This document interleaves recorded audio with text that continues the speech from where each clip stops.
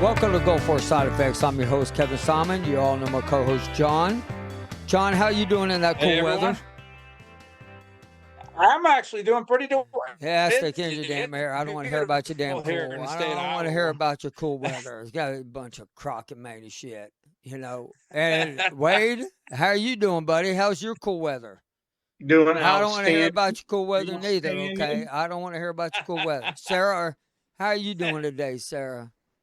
It's been a nice, cool Oh my day. gosh, man. Y'all just see, rub it in.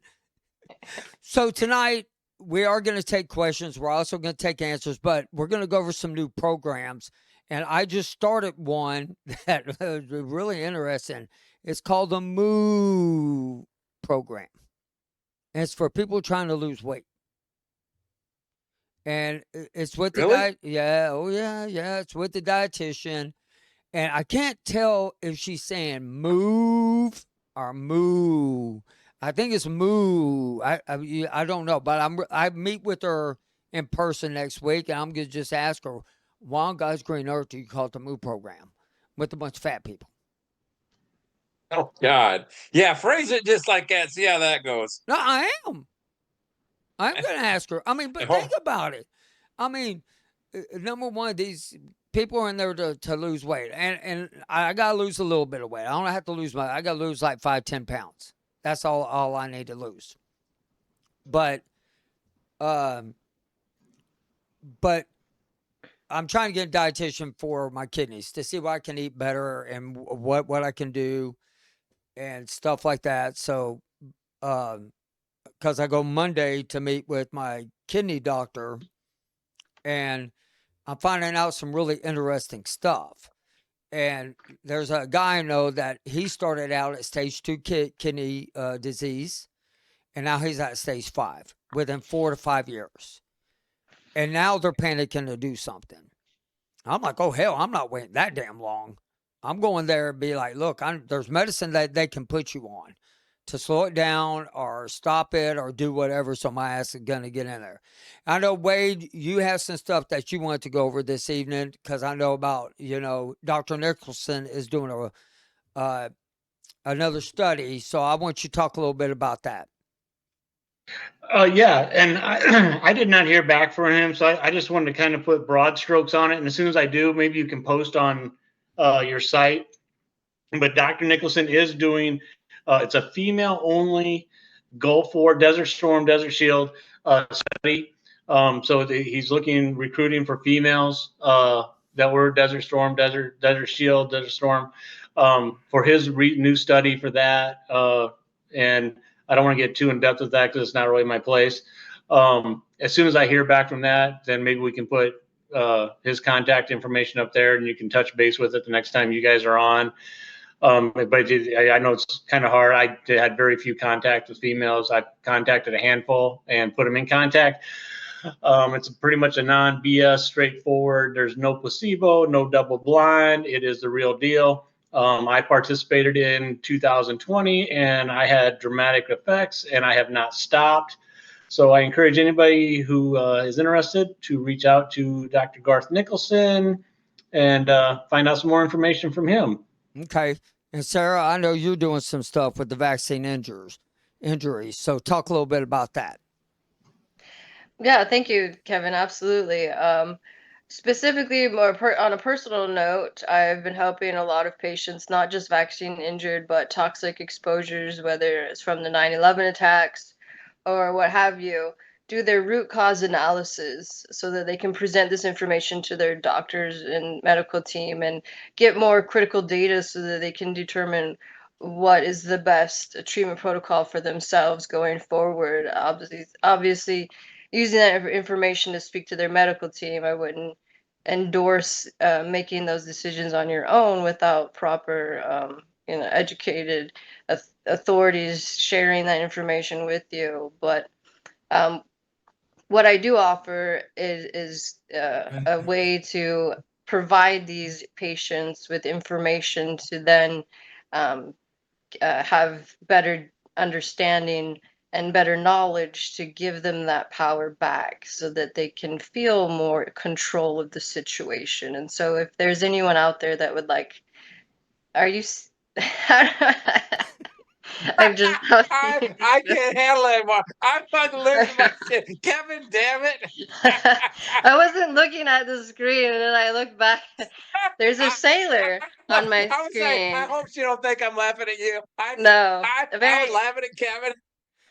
I want everybody to know that the vaccine injuries are really, really serious. And I mean, John can stop laughing. But I think it was more funny when Sarah looked up at screen, was like, what the hell am I looking at? But it is true, because Sarah, there is a guy that I need to get you in touch with. He contacted me, and he is vaccine injured, but he is, his story's different. He was in Camp Lejeune in 84 to 87, and then he was in, but he was getting ready to go out to the Gulf War, got all the vaccines, and now he's all foobarred and everything. So I mean, it is, the vaccine injuries is a very important. Now, Well, oh, go ahead. just one more thing I wanted to share, and it's something that we're um, uh, promoting as much as we can, because it is the most important part of our mission, and that is to get to DC. The only way and the only reason why we have anything from the PACT Act, anything with Gulf War illness, anything with Camp Lejeune, or anything of the sort, is from disabled veterans fighting and going to DC to make that change happen. So we will be going to DC September 29th, and we'll be having a march on the Capitol grounds, as well as a demonstration to include a lot of those U.S. congressional members. So we would love as much support as we can get, whether you want to be a patient and be involved in it, whether you want to be a sponsor and be involved, whether you have information that can help us get there, or any other avenue. We would most definitely help your support in any way. That's cool. That's cool. And everybody should support it. Now, I want to talk to y'all a little bit more on a serious topic, even though I'm wearing a sailor outfit. That I met John in. But in Houston, on the 22nd, 23rd, I believe, they're holding the Houston at the Veterans Business Networking. The George R. Brown Convention Center is on veterans-owned business. And that's a great organization. Everybody from Houston needs to go out and support, the veteran-owned businesses. I will be there. A handful of us are going to be out there talking to everybody. I will be promoting the patches, and I will be promoting the podcast. I believe that the veterans out there, they're all starting to connect. I'm starting to see and hear more and more veterans coming together. I think that's a positive thing. I think that's what me and John have been hearing lately, is that veterans really need to start connecting. Doesn't matter if you're vaccine injury, doesn't matter if you go for it, doesn't matter if you're Vietnam, doesn't matter if you're Afghanistan, Iraqi freedom. All of us are vets, and we're all, going to the same type of VA system, except if you live in Iowa and, Tennessee. And, It ain't the same type of of VA system, but we've already. But right. But the more that we can get these VA systems to start listening, I mean, I did hear they're starting to hire a whole bunch of more claim people, that readers, whatever. I don't know what the hell you call them. Claims adjusters. I don't know what the hell we call them people. They hired a whole bunch to start picking up for the PACT Act. But the problem is, can they read what, can they really go in and read the people's files, what the doctor says? I mean, have you ever seen a doctor's handwriting? I don't know who in the hell can read a doctor's handwriting. Well, I can't read my son's handwriting. I mean, your wife can probably read them. My brother or my son can read them. I can't read his handwriting because what the hell did you just write? A simple, I went fishing. Well, nothing like the sentence, I went fishing. It don't look like that. How do you decipher that? There's some special class from the medical people that go through. They have to be, because how the hell do you read it, Wade? Because you got to have some crappy handwriting being a former medic. I'm sure you got some shit handwriting. You got to have really crappy handwriting. That came from John. Well, that brings me to you want to bring that up. I got a good point since you're on that. And I'm going to use myself as an example since we don't want to throw anybody under the bus, John. And so I've been working on this claim, and this is we talked. A lot of people have just jumped on board since the PACT Act. Some of us have been working on this for a long time. Myself, I've been doing this since 1995. That's a lot of years. But headaches is a presumptive for Gulf War illness, and I filed for headaches, for cluster headaches to be in particular. A lot of people were asking, and I've helped a handful of people here in the last year, just since the PACT Act, and just whatever, just helped a handful of people. And you guys all know what a DBQ is, for a disability questionnaire. You can find all the DBQs on VA.gov. And a lot of people don't understand that you can go there and look up your DBQ, which I highly suggest that you do. And you go there and you look it up prior to your appointment for comp and pen. So you have the questions, kind of like having the questions before an exam. So you know what they're going to ask you. So I shouldn't say how to answer, so you're not flustered. So you know the answers you're going to give them before you go in there and have your exam.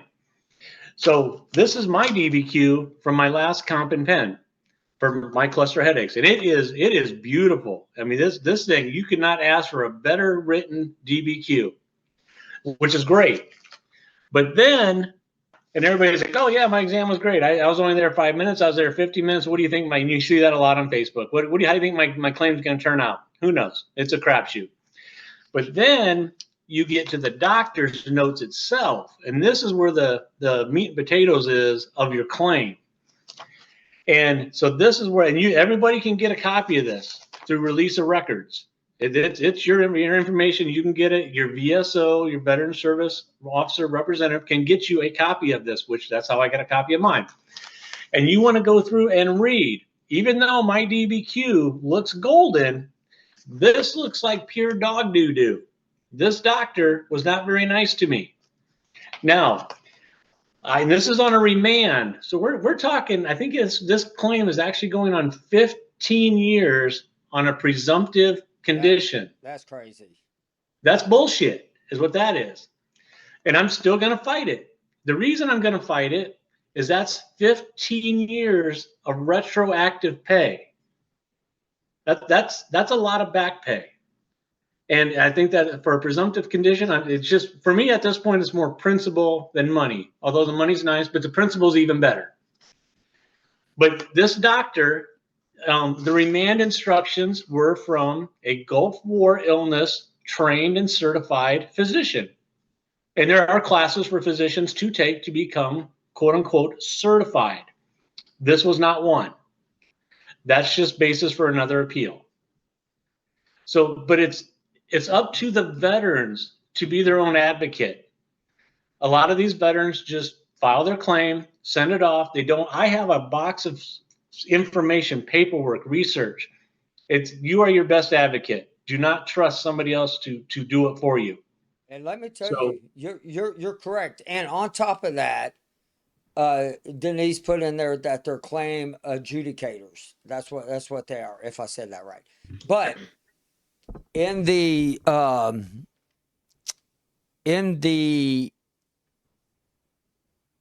just lost focus. In your progress notes, that's where it's very important.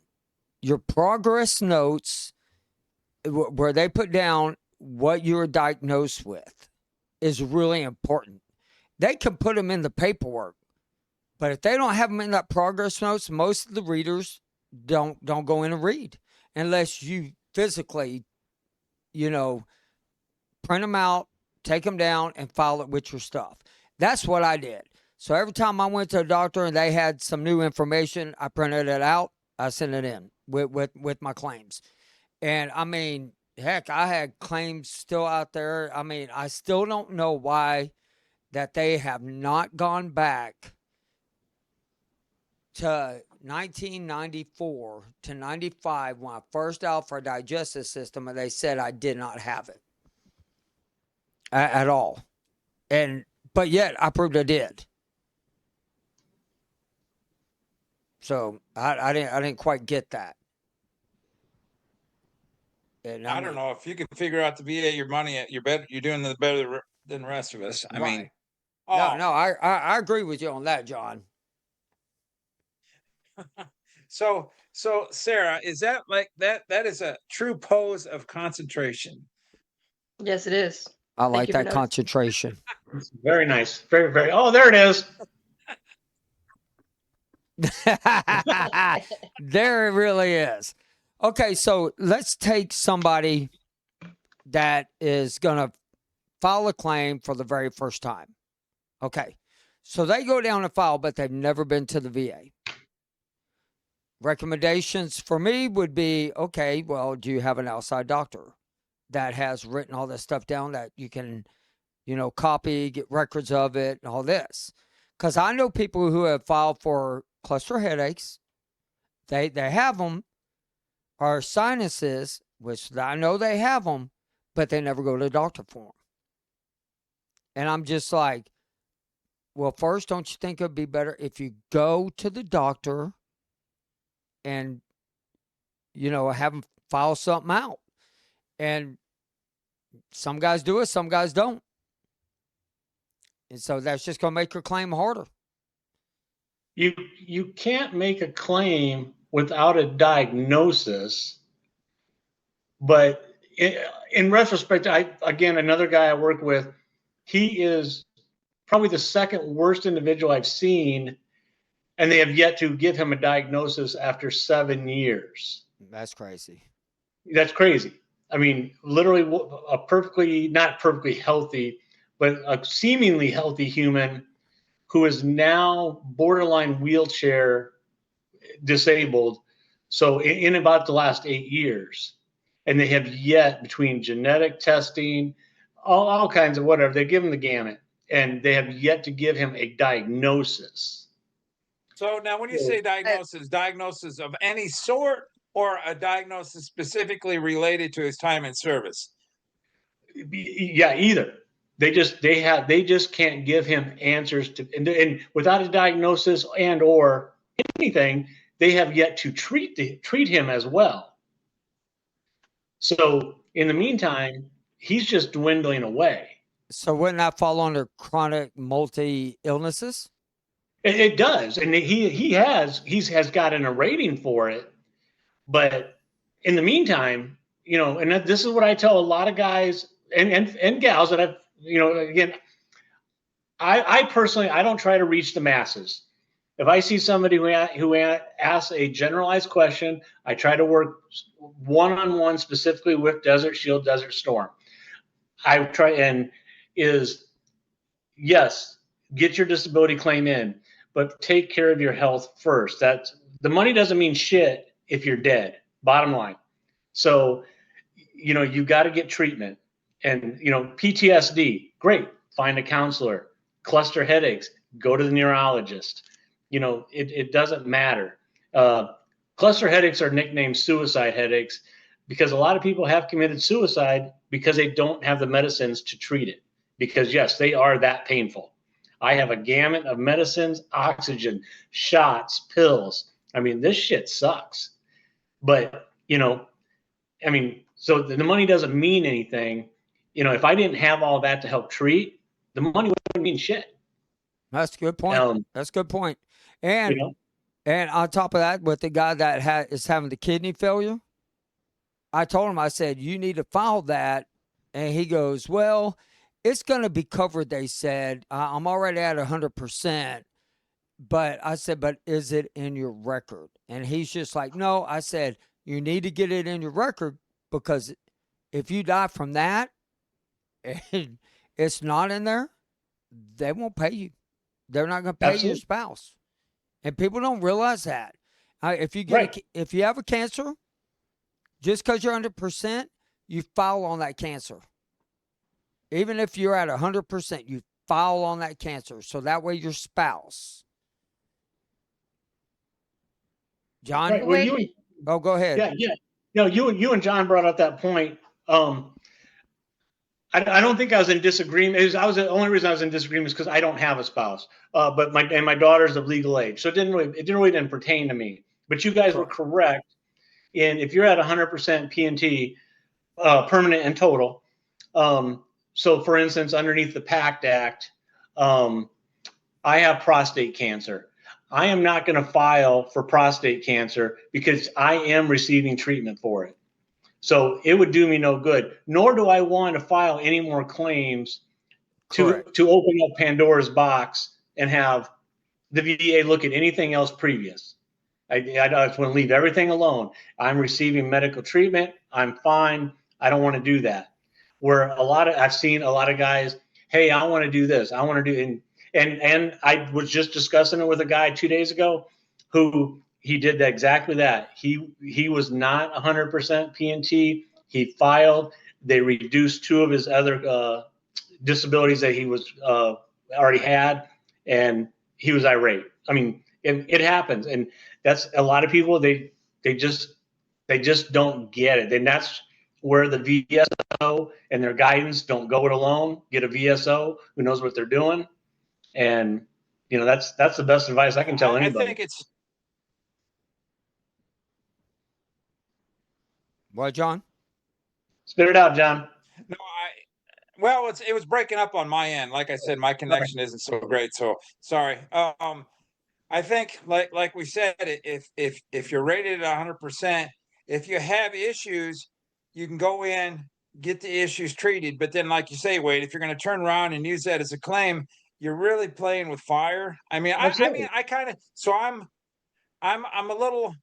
I understand, like Kevin, you said, if you got cancer, by all means, file and explain, have it in your records. I have cancer, and will they, if you're not asking for it necessarily to be service connected, will they automatically connect it as service if it was related? If it was a presumptive? No, you got to go in and file on it. If you don't file on it, John, let's say, God forbid, any one of us gets cancer, and we have spouses, and we just decide, oh, I'm gonna have 100% this, and this, but I'm not gonna file on the cancer. If you die from that cancer, your spouse doesn't get any of your money. They don't get any of it. Even if that cancer is a presumptive condition? Correct. Because you have to file on it. Go ahead, Sarah. Because there's as we all know, there's so many variables when you're talking about VA disability. There is a shit ton of variables. Everybody's circumstances are different. So there's a lot of unknowns. I mean, we could sit here and answer questions all night long. You don't know what you don't know. I mean, there's no bad question, because if you don't know, I would hope you're not asking the question. So yeah, I mean, I guess, yeah, if I were to, knock on wood, hopefully it never happened, if I ever get to cancer, I'm going to go and file on it, just like, so you say, so my wife can, get something for it. So go ahead, Sarah. I was just gonna piggyback on that. A lot of these, like Wade was saying, their presumptive conditions aren't diagnoses. Some of them are just symptoms. So there is a possibility, Wade, that individual that you're helping, that if he was to get a nexus letter from the diagnosing doctors that are treating him for his symptoms and testing him for X, Y, and Z, that could give the VA or the VSO the ability to have more information to provide that evidence and determine which symptom would be best to go and then apply for that compensation and pension claim. Here's my issue, and it's not, don't get me wrong, it's a brain condition, a brain and neurological condition, which that's pretty much as broad as they rated him for. Brain condition. Okay. And this is one thing that I've seen a lot of, and again, I have no qualms with it, whatever. So whatever, but they did give him a PTSD rating. But he served on a boat somewhere, a ship. Sorry, Kevin. Thank you. Somewhere, and he was a what do you call the guy, Kevin, that works the shop? Storekeeper. Storekeeper. So he was a storekeeper on a ship. I I have personal issues, I should say, for somebody receiving a PTSD rating for something like that. Now, I have seen that a lot. Um, I think it's the VA's way of just throwing ratings out there to people because they just have no idea. They're just awarding it. A lot of it is driven by funding too, and I'm sorry to cut you off, Wade, but a lot of that is driven by funding, and there's a lot of funding going into PTSD treatment and diagnostic protocols. And maybe it is fun. I don't know. I'm just saying, for somebody sitting way the hell out there who didn't see anything other than a missile launch from a boat, I'm sorry. That's just me, and that's a personal issue with me. But that's just me. But I mean, good for him. He's got enough to make by every month, barely. So, and I've seen that with a lot of veterans that that I've talked to. They give me a PTSD rating as a non-combatant. I don't know how that works. Whatever. Good for them. I guess I'd rather see them. I think that. I think though there are some sailors that. I'm not just talking sailors. I'm just talking. No. People who are out on ship. I mean, I know you're talking about Marines too. You just won't say it, but but some of the stuff like it's really strenuous work out there, and some people can handle it, some people can't. I mean, our ship was nonstop. I mean, it was nonstop. I could handle it. It was no problem. But you also had guys who, have like I know like one guy who was driving a forklift. He went over the side, and one of our guys jumped in after him. I can't say his name on air because I don't want to get any trouble. And I won't say the ship's name was USS Mars or anything. The guy drove a forklift over, and I believe he broke both of his legs. I don't know how in the hell you drive right over the edge of the ship, right over the side, brother. I mean, like, woo! So one of our guys on my ship jumps in after him. I mean, I'm sorry. How tall is that? Huh? How high up is that? That's high. That's probably about a good 2-3 stories up. But shit. I'm telling you right now, the guy did jump in and save his life. But that guy got in trouble for doing it. And because you're not allowed to go after another sailor that goes into the water unless you're a rescue swimmer. Yeah, I mean, if you can get in trouble for it. But I'm telling you right now, that shark and snake infested water, your ass going over, Kevin Simon ain't jumping in. Your ass is done. Like, whoop, yeah, nope. Sorry. I don't think there's any snakes there, though. Bullshit.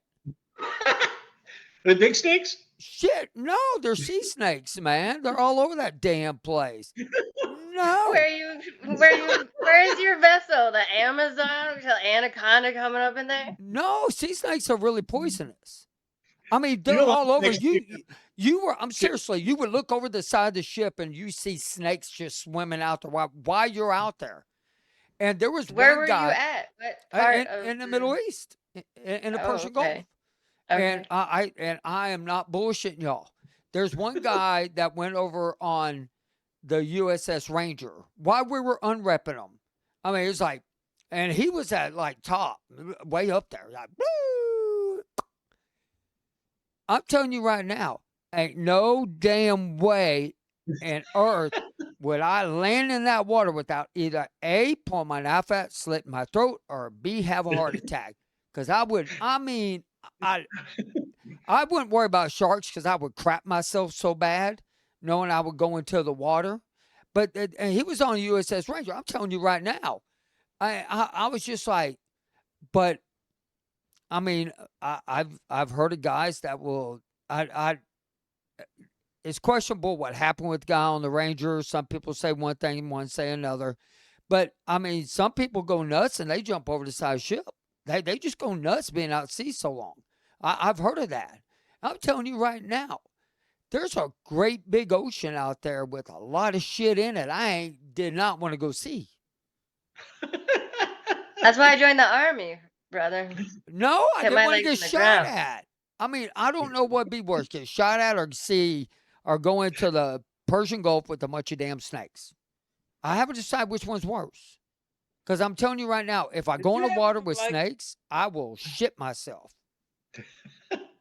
you just have a real, I mean, I hate snakes with a passion, but you really, every third or fourth episode, you talk about this snake thing. People like snakes. Dude, man, Like I'm the telling y'all. real life Indiana Jones over here. I know. Look, Jason will tell you, he's in here and he will tell you there's sea snakes out there.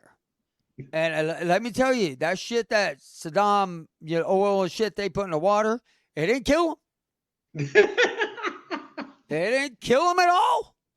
And that'd Is be that the what only you thing. got PTSD from? No, I don't have Snakes in PTSD. the sea? I'm a happy son of a gun. I mean, anybody that would put this on in the middle of a podcast is a happy son of a gun. Or has mental issues, Yeah. but either way. Well, that could be possible, John, how embarrassed were you when I did that? I didn't know how to act. I was shocked, stunned. It was funny. I was laughing. I was like, what in the bloody hell? I was like, it's like, here's a guy off the, off the, off the little jacket, or what is that box of Cracker goodies Jacks. you buy that has Cracker this, Jacks. yeah, Cracker Jack. Here comes a little dude off of Cracker Jacks waving a sign. But what was And more there was funny was people- the guy in the car next to him. So John was standing there. This guy was in a black SUV. If y'all didn't see it, y'all probably couldn't see the guy. The dude was slapping his freaking his steering wheel. He was like, "What the hell am I seeing this old ass dude in a sailor outfit?" Because a lot of people thought it was my old sailor outfit. I'm telling y'all right now, I used to have a 29 waist. Kevin does not have a 29 waist anymore. If I put that thing on, John would not like to see me in it. Just saying. But I mean, and John says, he's like, damn, man, you go 90 to nothing, don't you? I'm like, yeah. You got a lot of energy, man. I got a You lot do of have a energy. lot of energy. And he does not like my driving. I don't know why. My driving. No, but you do make a hell of a steak. You make a great steak. Y'all heard it online. Y'all all heard it online. But I mean, he's a good cook. How about Tex-Mex? Did you like the Tex-Mex food? Yeah, no, it was fantastic. Yeah, I mean, great family. I mean, went out to eat. Had a great meal. Your little 2-year-old granddaughter, she's a hoot. She just wanted ice cream. Yeah, I don't blame her. That's all I wanted. But I had to sit down and eat my dinner first. You know. But okay, we're gonna go back. All right, so no fun of that stuff. But seriously, some guys couldn't handle being away from their wives long. A lot of guys that went back didn't have wives anymore, or they were pregnant, or I mean, and that shit does weigh on a sailor, but it weighs on an army person too. It weighs on a Marine. To me, I had a good time when I was in the military. I had a great military family. And I mean, I love each and every one of them, even the ones I weren't too sure about, because there was a few of them I was like, holy shit, what are they doing in the military? But, I mean, everybody had each other's back. And I don't know why the veteran community changed. Like, I talked to almost every single one that I was in the military with, I talked to almost every single one of them if they're still alive. We have a How many? Facebook group for our platoon, which is great. But other than the rest of it, it's about 30 guys. Yeah, that's about right. That's about how many people I keep up with. Sarah, do you keep up with the people that you served with Carrots? Yeah, there's a few on my Facebook that I do stay connected with. None of them are vaccine injured, so we don't really discuss a lot of what is going on right now in our lives, but we do see each other's feeds, and so we get updated on what's going on in each lives. But those connections are so important, and as you were saying, that veteran family is key, especially for me. My family has disowned me because they don't believe vaccine injuries are real, and the pandemic just made it worse. So my family and support system is the veteran family, and you motherfuckers. So That's right, damn it. when I'm Damn right. speaking, it's nice to have those individuals understand that you are my family and you are my support. You are my brothers. You are my sisters. Did she just And say something nice about us? just like we were taught to have each other's backs in the military, at least I, have your back, and I know that you have mine as well. Oh, she just said something nice about us. As I should I not. think she's Wow. Jeez. You know what? That was probably a deserved comment. That was probably a really deserved comment right there. But all four of us, we all get along great. We text each other, we call each other, we ask each other questions.